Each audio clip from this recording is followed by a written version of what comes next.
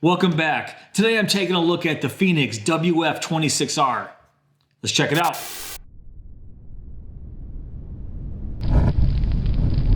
Now let's give you a close-up of the brand new Fenix WF26R here. Now this is the newest flashlight in their WF Workforce series. And this is the upgrade to the Fenix RC20. Now just like the RC20, the WF26R is a pretty good, well-rounded, all-around flashlight. But what makes it stand out is it comes with a charging port right here that can be mounted to your wall, and yes, it is magnetic. So you can see that magnetic charging port right there on the back of the flashlight, just lined up properly with the charging cradle, and once those magnets are lined up, starts to charge. So it'll glow red when it's charging, and it will have a steady green LED light when it's fully charged. Now that LED also acts as a boot up battery life indicator, which I am a big fan of. Now let's talk about some of the features here. It has 6 total modes, 4 lighting modes and 2 special modes, SOS and strobe. It has a maximum of 3,000 lumens, a maximum throw of 450 meters,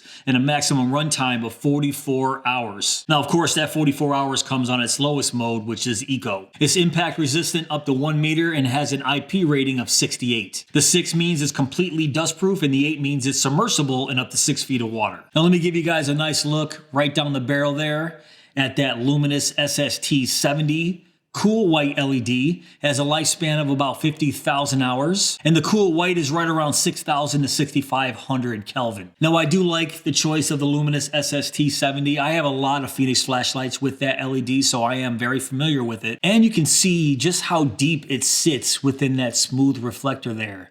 And that's gonna have a lot to do with that 450 meter throw. Now 450 meters, that's a pretty solid throw coming out of a flashlight such as this, an all around sort of a work light. For me, I would say this is a work light. I wouldn't necessarily call this an EDC flashlight or a tactical flashlight. Even though I've seen some people call this a duty/tactical style flashlight, I would have to disagree with that. Especially since they don't really give you a holster. They do give you this lens down pocket clip here, which if you guys like larger everyday carry flashlights, knock yourself out. For me, it's just too large. But since they give you this charging cradle right here, this specifically puts this into a workshop or garage style flashlight for me. Basically, I'm just gonna take this charging cradle, screw it into a stud in my garage. You can see these screw holes right there. Just screw it to a stud in your garage, take it out, whatever you have to do, see what you gotta see.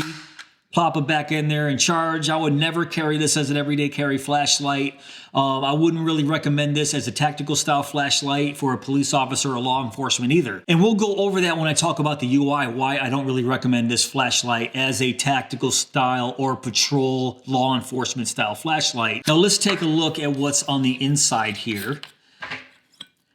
This is a 5,000 milliamp hour, 21700, 3.6 volt lithium-ion rechargeable battery. Now this can be externally slot charged. It's not a proprietary battery. If you don't have an external slot charger, the only way to charge this is inside of the flashlight here, and you have to insert it into the charging cradle. Now that might be the biggest negative of this flashlight, is this proprietary charging system. Fenix does try to alleviate that just a little bit by making this magnetic charging cable removable from the cradle, and you can just slap it right there on the magnetic charging port. But the bottom line is it's still a proprietary magnetic charging port. I kind of wish there was some kind of USB Type-C charging port on here and just have this magnetic charging port if you want to use this charging cradle and not have that the only way to charge it other than a slot charger. But if you don't mind carrying an extra cable around, you just have to disconnect the charging cable from the cradle. It is a USB Type A to proprietary magnetic charger. And by the way, to get it back into the cradle here, you just have to stick it into that little slot right there, push it in, and slide it up. It's pretty easy to remove actually. Now while we're here talking about this cradle, it does have these 2 spring-loaded arms, and the flashlight does sit in there pretty decent. The problem is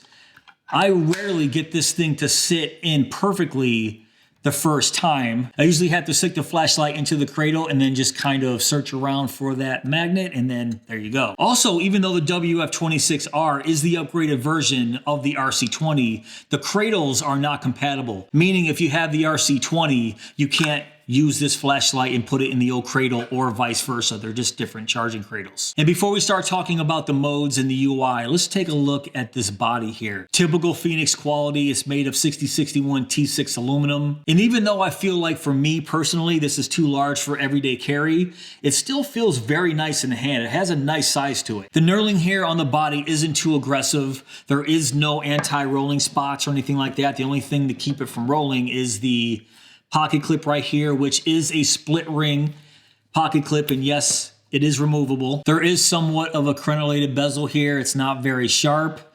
I'll give you guys a look at that. You can see that for yourself. And other than that, it's all pretty typical stuff except for the magnetic charging port right there on the back. And then let's take a look at the tail here. 2 spots right there for attachment points. They do give you a lanyard in the box, and the dual tail switches, which I love dual tail switches. This is the on-off switch, and this is the mode switch, and they both feel pretty good. Has a nice click to it. The on-off button has a nice click. The mode button isn't too spongy.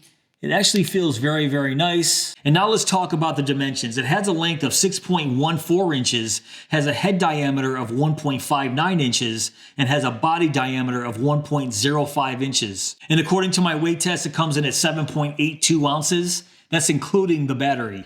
All right, let's talk about the lumens and runtime here. So you can see the 4 lighting modes: Eco, Medium, High, and Turbo. Eco is 30 lumens, has a runtime of 44 hours and 8 minutes. Medium is 350 lumens, has a runtime of 8 hours and 56 minutes. High is 1000 lumens, has a runtime of 2 hours and 47 minutes. And Turbo is 3000 lumens, has a runtime of 2 hours and 41 minutes, and has an asterisk right there. That asterisk means it's not a total time of 3000 lumens at 2 hours and 41 minutes. That's going to be a total time with the step downs all the way until the battery is dead. You can also see Turbo has a 450 meter throw and has 52,888 candela. But more importantly, let's take a look at High, because 95% of the time you're going to be using this flashlight on that 1000 lumen High. 1000 lumens, as I already mentioned, has a 2 hour and 47 minute runtime and has a maximum throw of 264 meters, which is pretty decent. And then intensity is 17,483 candela. And then let's talk about the 2 special modes, strobe and SOS. 3000 lumens on that strobe and 100 lumens on that SOS. Pretty curious why they would only have SOS at 100 lumens, especially you're only using SOS for emergencies only. All right, so let's go over the UI. The UI here is very, very simple. Everything is controlled with these 2 buttons right here on the tail. A half press goes to momentary on, and a full press click is constant on. So once it's on, you can cycle through the modes as per usual with the mode button right here. We got Eco, Medium, High, and Turbo. And you can see what that beam looks like right here on my desk. It does have one tactical feature right here where it has an instant access to strobe from any of the modes just by holding down that mode button, as you can see there. So it's off, holding it down, or if it's on and you hold it down, it activates strobe. And I just pressed the button again from on, and it just activated the SOS mode right there. And man, that 100 lumens on that SOS, that's just very curious. That is so dim. Even if I get closer to the table here, you can see just how dim that SOS mode is. I don't know. But if you press that mode button again, it goes right back to the strobe function. There's also no button press lockout. The only way to lock out this flashlight is to give the tail cap a little quarter twist. And yes, it does have a memory. So if I turn it on turbo right there, turn it off, turn it right back on, it does go right back to turbo. Now, technically, this does have an instant access to turbo through the memory, but that's part of the reason why I don't consider this a tactical style flashlight. Tactical style flashlights, in my opinion, should always have an instant access to turbo, not counting the memory where I have to cycle through and get to turbo by pressing that mode button. It should have an instant access to turbo and an instant access to strobe by other means. Even if it means double pressing that mode button really quick to get to turbo, that still is acceptable. This doesn't have an instant access to turbo other than cycling through the modes and using the memory function. I just don't think that counts. Now here I'm running a 2-minute test to see how hot the WF26 runs. And after about a minute, it was at about 130 degrees Fahrenheit. The body itself was running about 110 to 14 degrees, but after 2 minutes, you're gonna see here that it went up to about 137 degrees at the head, and it was right around 116, 117 degrees right there at the body. Now that temperature at the body, yes, it is getting hot, but it's not really hot enough for gloves or anything like that. I can still handle this flashlight with my bare hands, but the head, it's absolutely too hot to touch with your bare hands. So if you do have this flashlight on turbo for any extended amount of time, over 1 minute, 2 minutes, 3 minutes, the head will be at about 137 degrees Fahrenheit, so don't touch it. And I also did a 2-minute turbo test to see where that step down is within those 2 minutes. Now there was definitely a step down within those 2 minutes. It's a gradual step down, so it's kind of hard to see, but I'll put up the time when it started to step down and when the step down ended on the screen right now. All right, so let's start inside on the beam test. I'll go outside in just a few minutes, but I want to give you guys an idea of what the beam looks like inside. So let's start here with the 30 lumen eco. There's medium, 350 lumens. So you can see what I'm seeing there. And then high, 1000 lumens. Very nice. And then 3000 lumens. If I point it right at the ceiling, this is why I like to tail stand my flashlights, which you can't do with this one because of those tail switches there. But that lights up the room pretty darn good. So let's go back to eco and look at that hotspot. So you can see that pretty well-defined outer edge there, the perimeter. And then the hotspot. The hotspot isn't very sharp. You can see it is sort of a soft hotspot right there in the middle, but pretty good. I mean, I'm actually liking the beam profile here, even though I do tend to lean more towards the warm white instead of the cool white. This is right around 6,000, 6,500 Kelvin. Wow. But that's where you're gonna get all that throw and those lumens from that cool white Luminus SST70. So that's what it looks like on the inside. Let's go outside. All right, so here we are in my side yard, and I'm gonna turn this on eco first. And the fact that I can actually stand out here right now is a miracle, actually. I don't know if you guys have heard, but the crazy blizzard that happened last week in Buffalo, it was across multiple states, but Buffalo got hit pretty darn hard. We had about 5 feet of snow here, right here in this driveway. Just snow drifts were insane. And this is about a week later, and I can stand here. You can see it was 50 degrees yesterday. Absolutely insane weather, but that's eco. There's medium. You can see that tree right there. This is pretty good, even on the medium setting. And you can see that very wide beam profile here.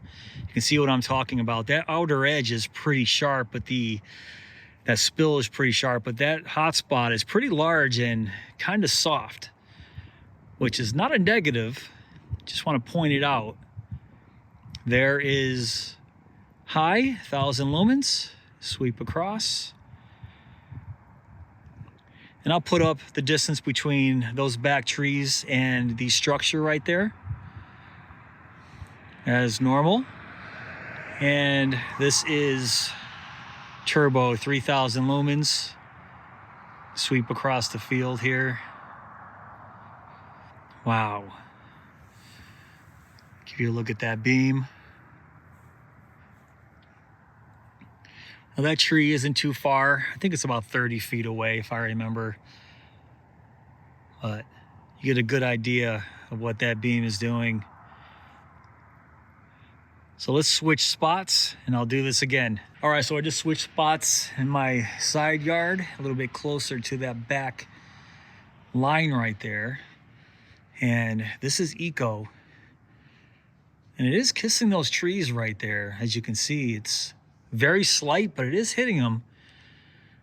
And on medium, no problem at all. Look at that.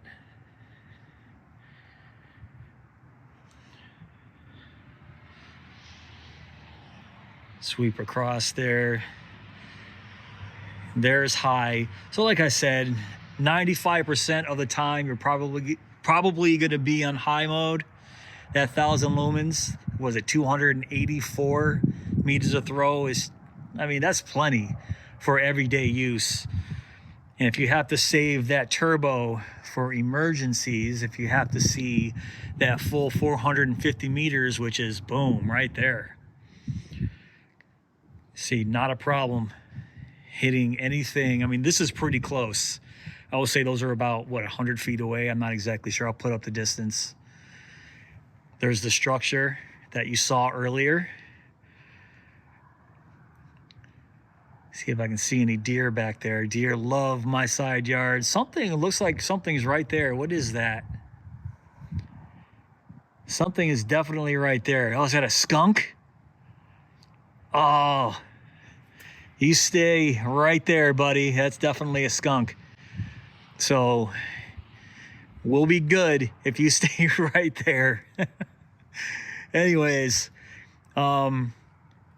even though it's 30 degrees out here right now, it's still pretty cold, but you guys have a pretty good idea of what this bad boy can do. Let's go back inside. So there you have it, the WF26R. What'd you guys think of those beam shots out there? Plenty of light with 3000 lumens, plenty of throw with 450 meters. It had a decently wide hotspot and a very, very wide, very sharp perimeter. Very nice beam profile here. Having dual tail switches is always a plus in my book, but one negative there, at least for me, is you can't tail stand it. I know a lot of you guys don't care about that, but for me and my needs, I love tail standing my lights. It just lights up the room a lot better than actually pointing it at something. So that's one small negative for me, but I feel another negative that a lot of you guys will probably agree with me on is the proprietary charging system here. Having the removable 21700 definitely helps that because you can always slot charge it. But if you don't have a slot charger, you have to carry this proprietary magnetic charging cable with you everywhere, which is just carrying another cable as opposed to just carrying the common USB Type-C. For me, this is why I'm saying this is not an everyday carry flashlight on top of being too large, and it's not a tactical flashlight just because of a couple features. You can make the argument that yes, it does technically have an instant access to turbo, but I want either a double click instant access or just another instant access to turbo rather than cycling through getting to turbo. But it does have instant access to strobe, which is a plus, and it has an SOS, which is a plus, but the negative is why is it only 100 lumens? The SOS in here is almost non-existent with that 100 lumens. I think the mode spacing here is decent. The eco mode makes sense for being I would say a utility / workshop / garage light because like I mentioned, when this review is done, I'm slapping this bad boy in this little charging cradle and screwing it to a stud in my garage, and I'm probably just gonna leave it there until I need it. So for that purpose, I would definitely recommend the WF26R. For a tactical style flashlight or an everyday carry flashlight, I can't really recommend it. Doesn't come with a holster, it comes with the charging cradle. But if you guys don't really carry holsters and this is a good size for everyday carry for you, you could definitely do that because yes, it does come with pocket clip. So at $129.95, what do you guys think of the WF26R? If you guys want to check this out for yourself, I will have links down below in my description box. But if you did enjoy this video, please give me that thumbs up. Please subscribe.